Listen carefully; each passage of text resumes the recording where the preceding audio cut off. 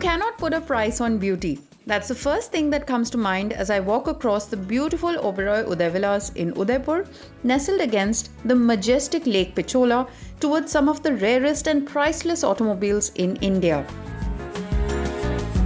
A special occasion deserves special celebrations, right? The Oberoi Group, founded in 1934, celebrates 90 years of impeccable hospitality, not only in India but across the globe. So what better way to celebrate this milestone than amongst these gorgeous vintage and classic cars restored impeccably, and they tell us a tale of a beautiful era gone by.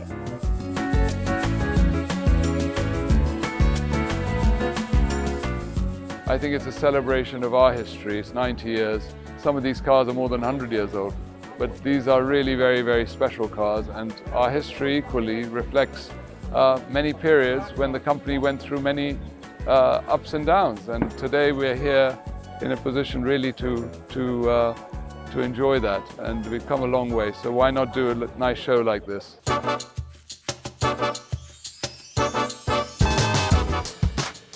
India's rich and varied love affair with automobiles of the bygone era can be seen in the stunningly curated Oberoi Concours elegance, with cars ranging from the pre- and post-war eras, spanning across models built in America, Europe, Italy, as well as our very own country. The cars, as cars go, there are 86 cars which we're lining up here, and about 28 motorcycles.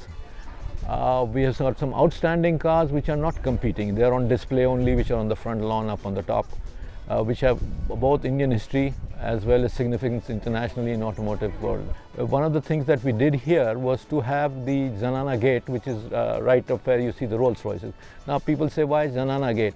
Zanana Gate is it's totally Indian. It's nothing to do with international. And as you know, Parda cars were the cars which were made earlier. And where would they be parked? Where the Maharanis or the royal ladies would go into the Zanana Gate, which is a separate gate where no man was allowed to be present. So that's the reason that Zanana Gate gave me an idea of creating a exclusive Zanana class with Rolls-Royce limousines. For any car enthusiast, this is one of the most prestigious competitions to participate in, with globally renowned and distinguished judges ranging from auto historians, collectors, motorsport legends, and even the British royal family called in to scrutinize the automobiles on various parameters. We are surrounded about all sorts of cars here. Also the Rolls-Royces and the Bentley of the Maharajas in this time. But I have been amazed by the quality of the restoration of those cars. Here you have all the qualities to compete with Pebble Beach, Villa d'Este and others. You have the architecture which is typically Indian. You have a unique garden which is only 20 years old. You have an incredible lake. Your own soul about so many things. I'm standing with the oldest show car here at the Oberoi Concours. This is a 104-year-old Packard limousine, which was popular for making the very first production V12 engine. Now, this car is said to have impressed as well as inspired Enzo Ferrari to make his very own V12 years later. This Packard 7 Twin 6 335 is a long wheelbase variant that could ferry 7 passengers and is believed to be the very first American V12 to come to India. This car was brought back to its original shape in 2018 and is now owned by Amal Tanna, founder of Rolling Art. Our very own Indian royals' love affair with cars can be seen in the spectacular category dedicated to limousines, saloons, and a drop-head coupe, a Rolls-Royce previously owned by the late Maharaja of Mysore. The late Maharaja of Mysore enjoyed his machines 6 at a time. I'm not joking. Seriously, he was known to buy 6 cars at the same time. In fact, he's also popularly known to have bought 6 Bentley Mark 6 at the same time. Here's one such car on display.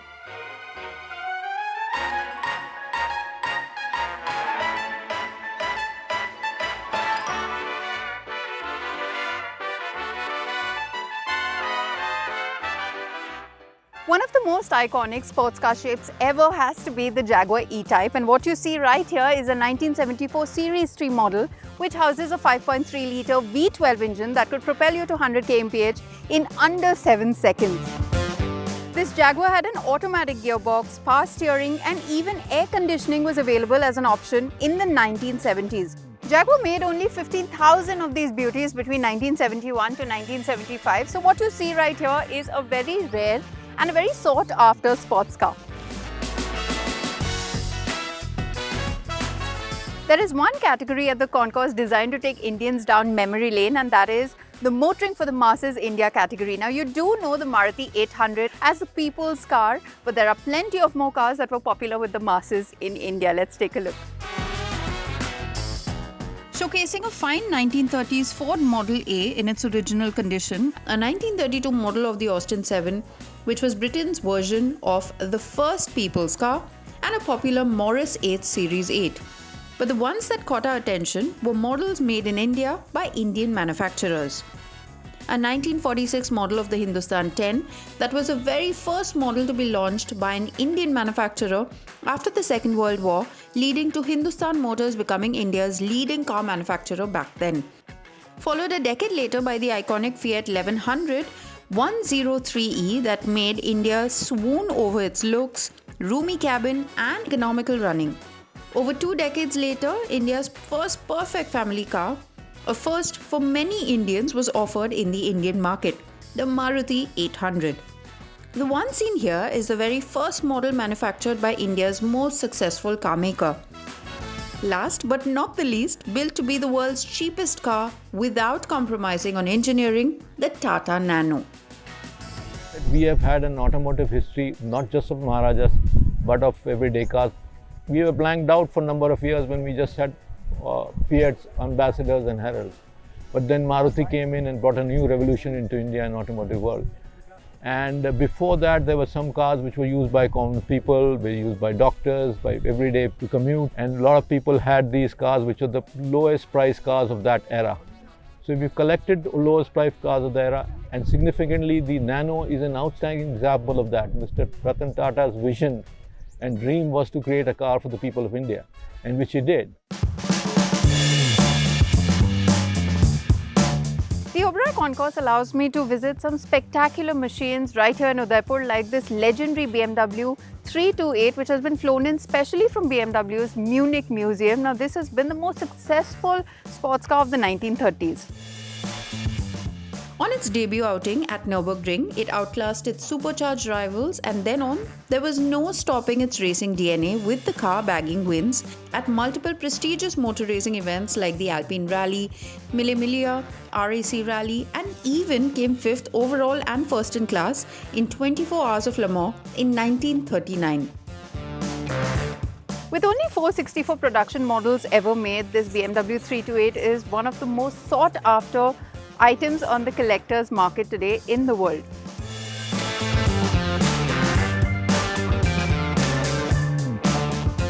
Take a look at this stunning Delahaye Roadster, a one-of-a-kind in the collector's world and also the only one in India today.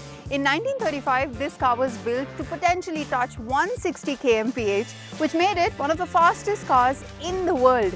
Incredible, isn't it? The veteran vintage category showcased some interesting two-wheeler marvels, the oldest dating back to 112 years. This 623cc Indian light twin could offer a maximum of 5 horsepower. Remember, this was back in 1912. At present, it is owned by Subodhnath and has undergone yet another set of restoration, as you can imagine. It's also the recipient of the Best of Show at the Cartier Travel with Style Concours in Mumbai back in 2013. I think it was a very difficult decision because it's a lot of very nice bike and it's difficult to decide what is the best, but it's fantastic. This is why we vote the Indian motorcycle, because it's very, very nice, very, very particular motorbike, and also the engine is very, very different. You know, it's different than today engines, and I think the man have the bike is very, very, very lucky, because it's not easy to find another bike like that.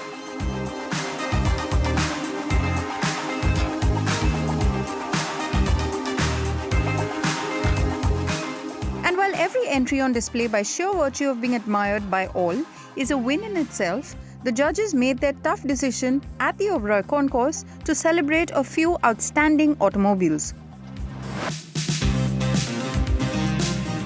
The rebuilding is very nice. The men make a good job to prepare this bike. So I'm happy that bike win everything. The bike is the best in the show today.